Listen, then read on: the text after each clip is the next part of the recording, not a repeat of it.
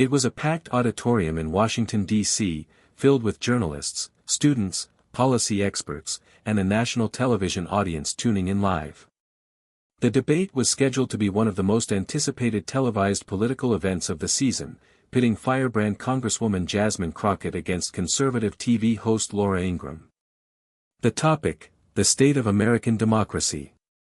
Both women entered the stage with their trademark confidence. Laura wore a sharp navy blazer, notes tucked in a leather-bound folder.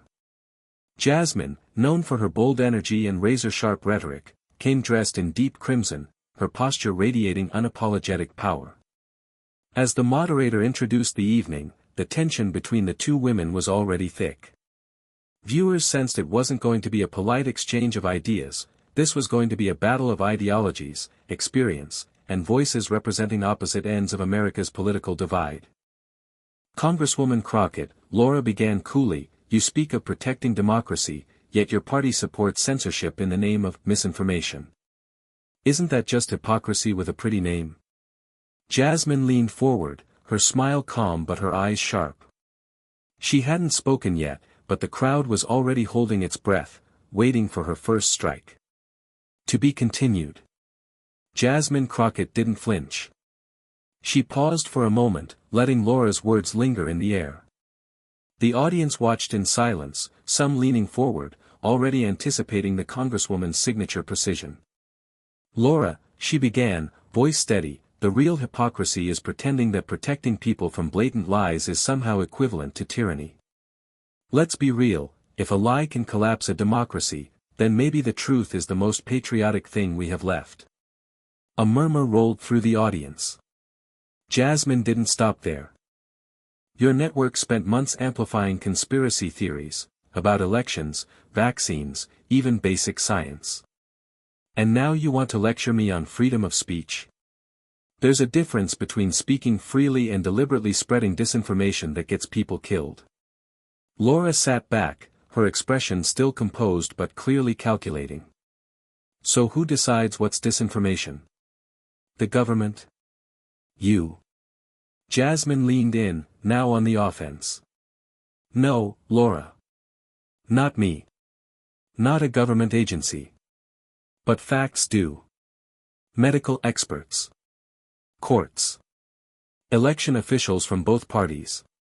But instead of respecting those institutions, your party attacks them. Undermines them. And then when trust erodes, you act shocked, as if you weren't holding the sledgehammer the whole time." The crowd reacted, loud clapping from the left side of the auditorium, some awkward shifting from the right. Even the moderator looked stunned for a beat. "But here's the real issue," Jasmine continued, voice rising with passion. "You don't want accountability. You want immunity, for yourself, for your allies, for anyone who pushes your narrative, no matter how dangerous it is. But accountability is not oppression. It's the backbone of democracy." Laura attempted to interject, but Jasmine held her ground, finishing her point with a sharp final line: "You don't get to break the truth and then claim you're the victim when people hold up the pieces." Silence followed. Then thunderous applause. Even viewers watching from home felt the seismic shift in the room. The applause finally settled, but the energy in the room had shifted. Jasmine Crockett had struck a nerve, and more importantly, she had taken control of the narrative. Laura Ingraham, typically composed and commanding in conservative-leaning debates, now looked momentarily caught off guard. But she wasn't backing down. "Well," Laura said with a tight smile, "I guess we now equate yelling with truth. Congresswoman, passion doesn't make you right. And while you talk about accountability, I notice you didn't mention your own party's silence on violent crime, border chaos, or the billions we send overseas while Americans suffer here." She flipped through her notes with a practiced flick. "You defend institutions, but only when they serve your side. The DOJ. Weaponized. The media. Biased. And let's talk about double standards. You speak of truth, yet we saw people rioting in 2020, burning cities down, while Democrats called it, mostly peaceful protest. Where was the accountability then?"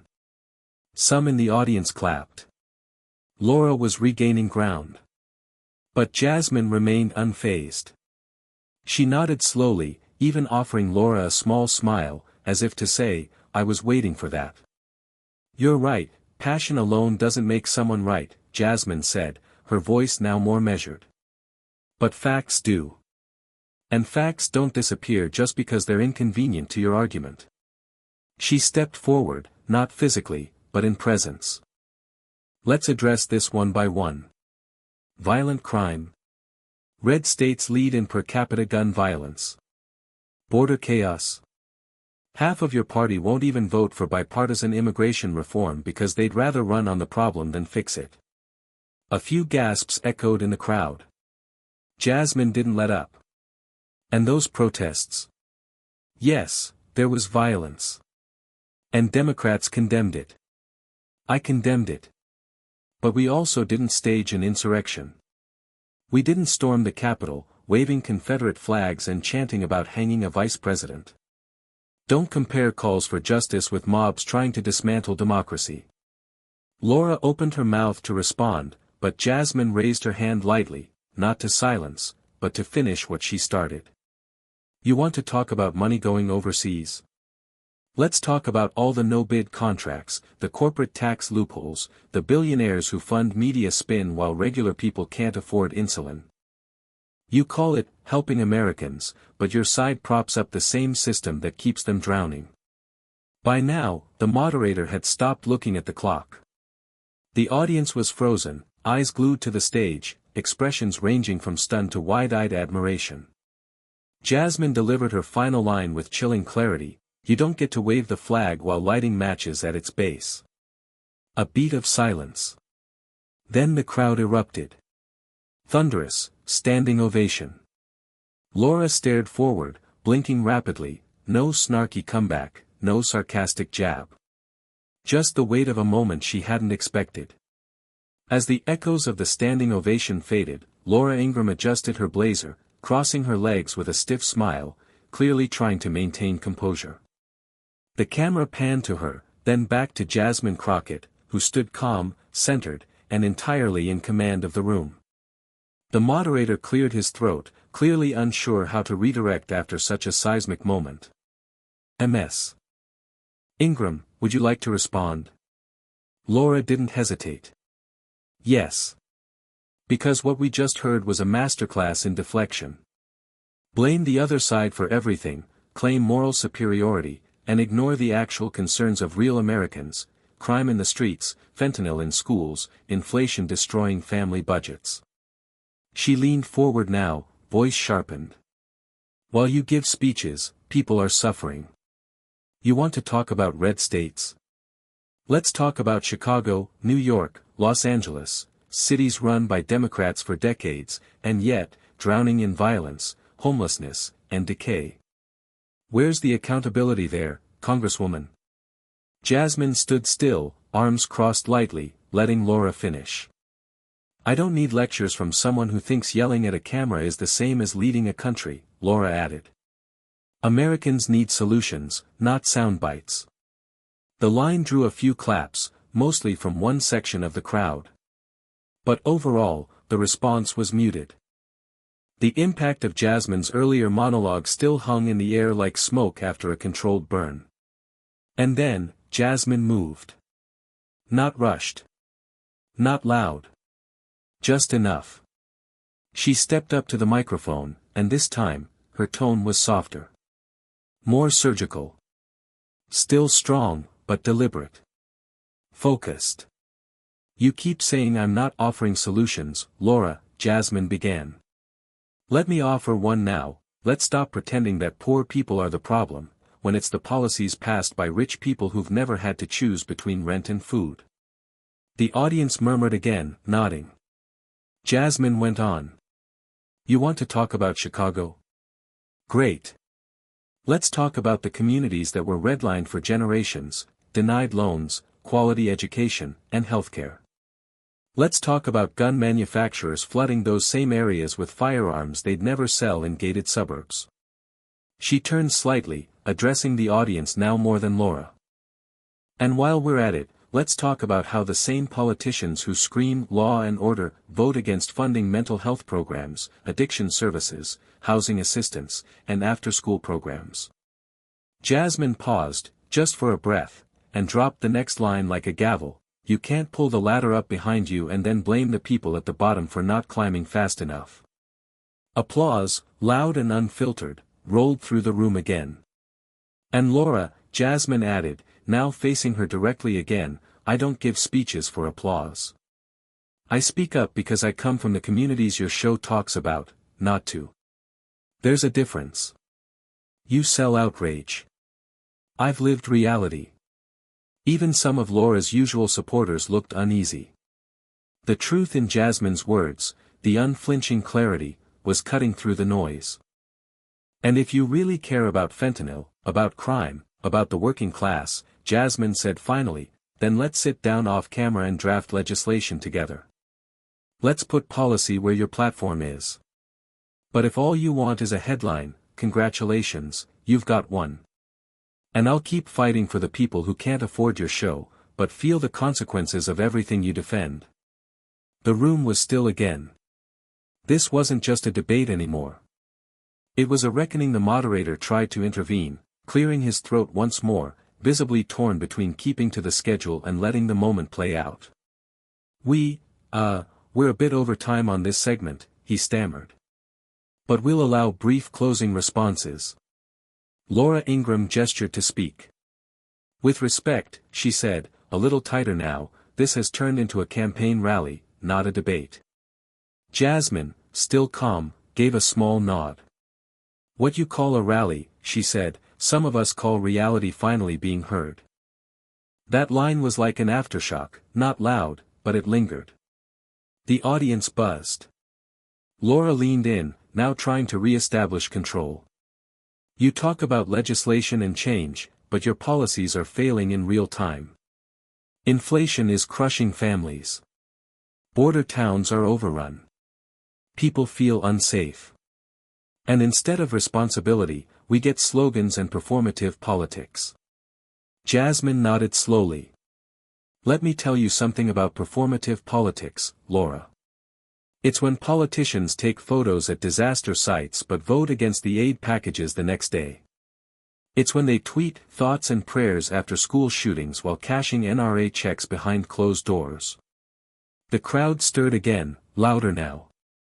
And while you sit in a studio, insulated by corporate sponsors and six-figure contracts, Jasmine continued, we're walking through food deserts. We're talking to teachers buying supplies out of pocket. We're comforting mothers who've lost their sons to gun violence, or opioid addiction, or police brutality, and we don't get to log off when the cameras stop rolling. Laura tried to speak, but Jasmine didn't yield. You frame everything as a left versus right battle. But out here, it's a top versus bottom war. It's working families versus corporate greed. It's marginalized people versus a system designed to ignore them. She turned to the audience again. And the truth is, the American people are tired. Tired of being lied to. Tired of being manipulated into fighting each other while billionaires laugh their way to the bank. That's what this is about. The audience wasn't just clapping anymore, they were standing again.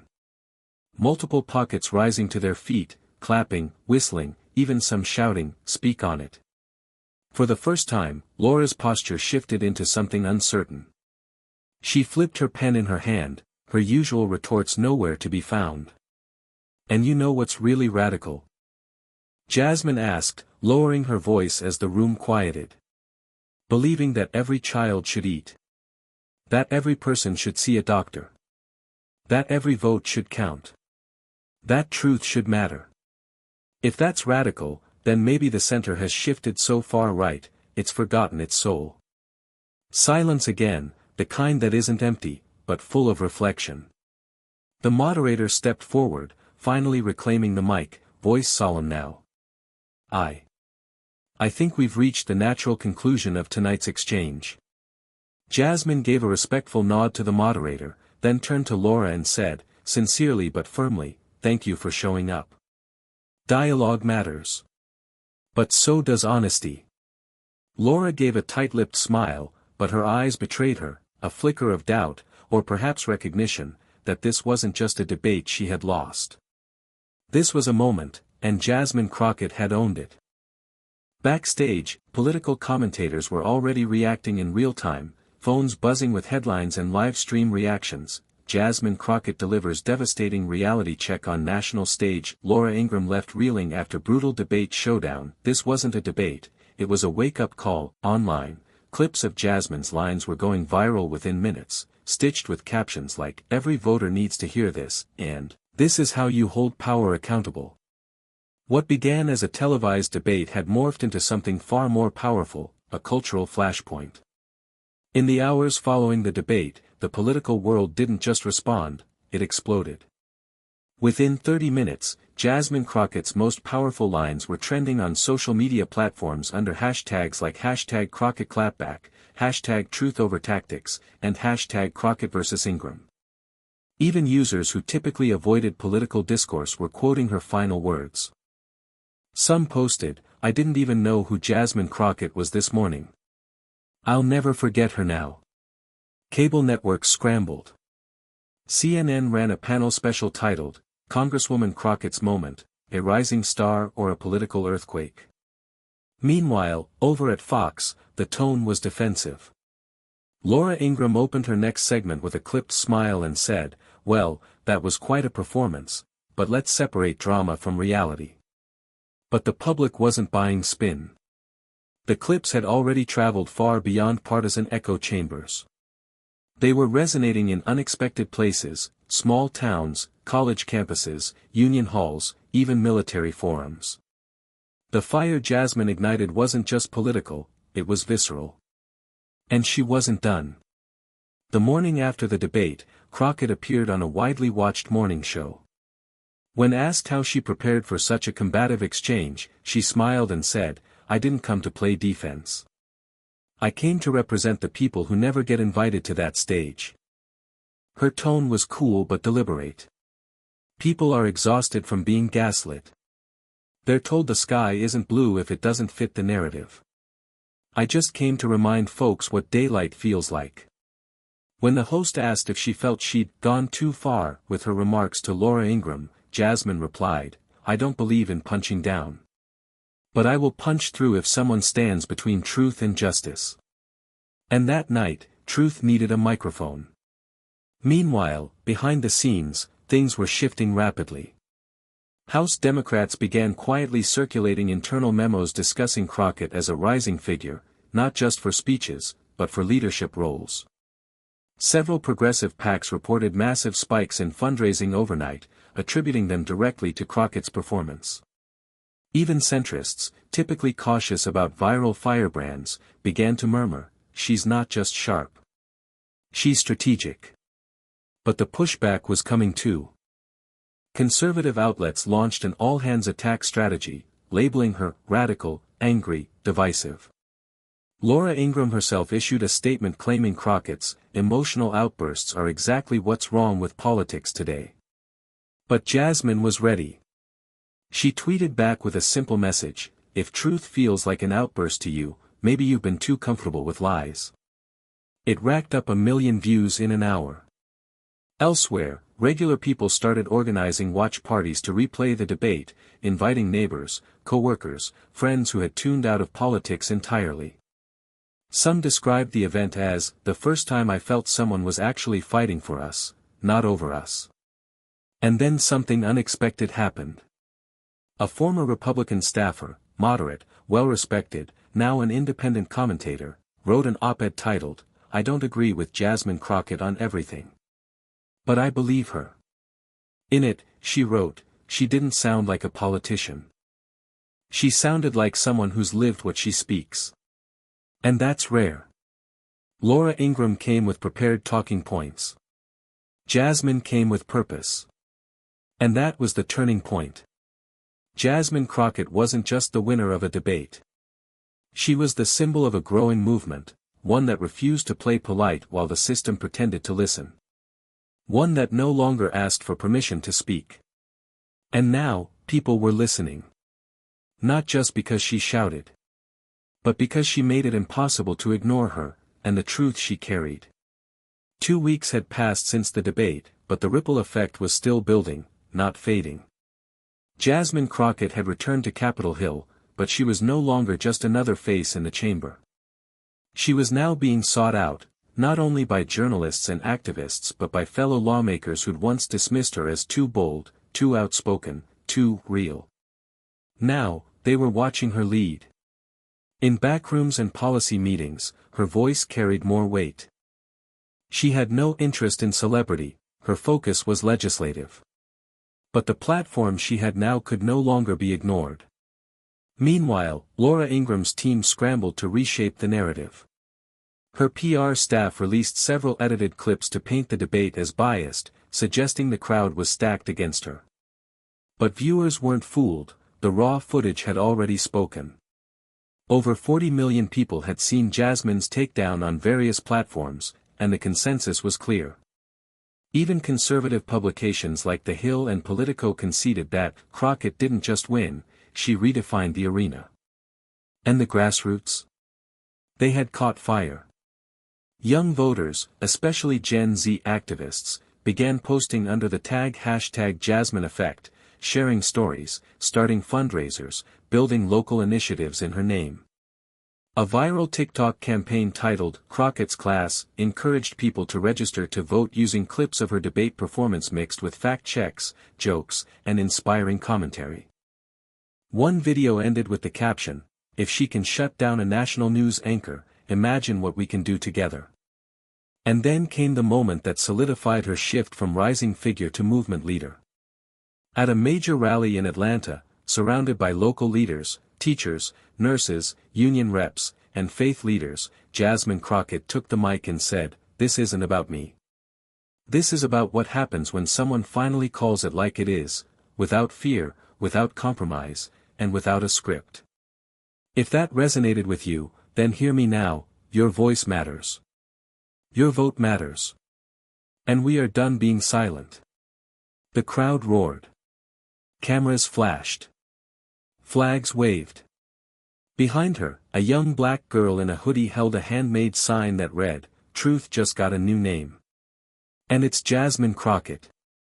And with that, the political class, from DC insiders to cynical commentators, had to admit what the people already knew: this wasn't just a viral moment.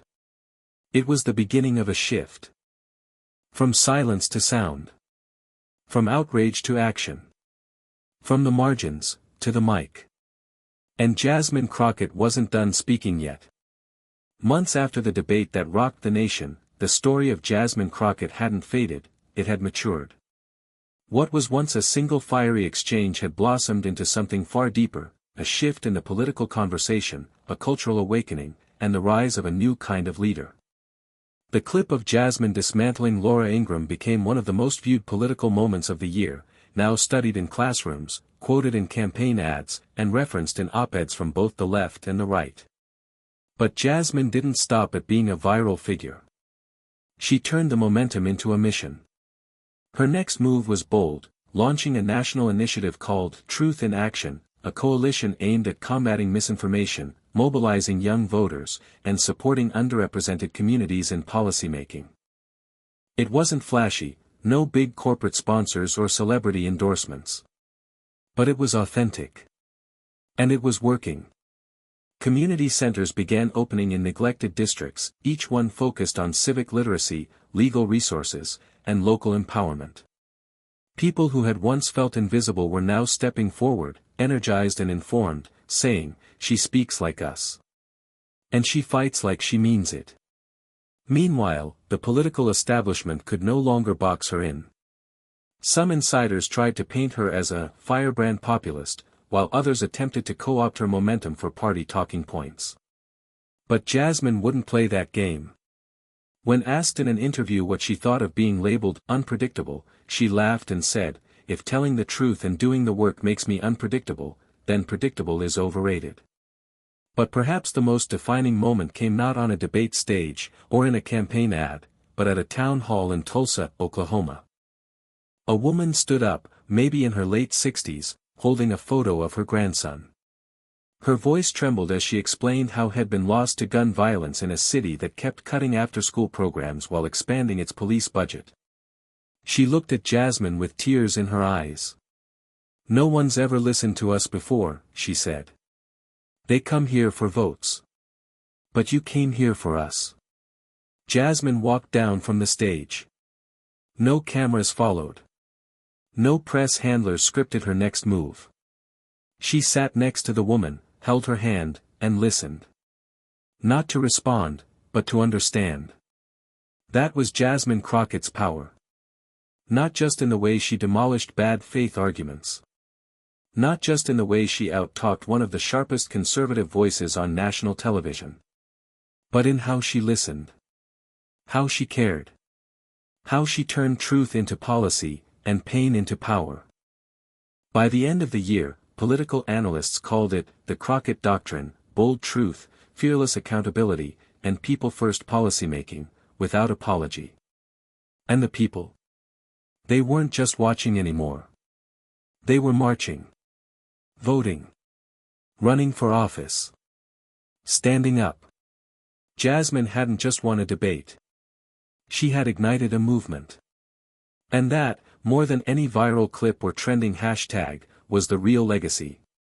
One truth. One moment. And a nation forever changed.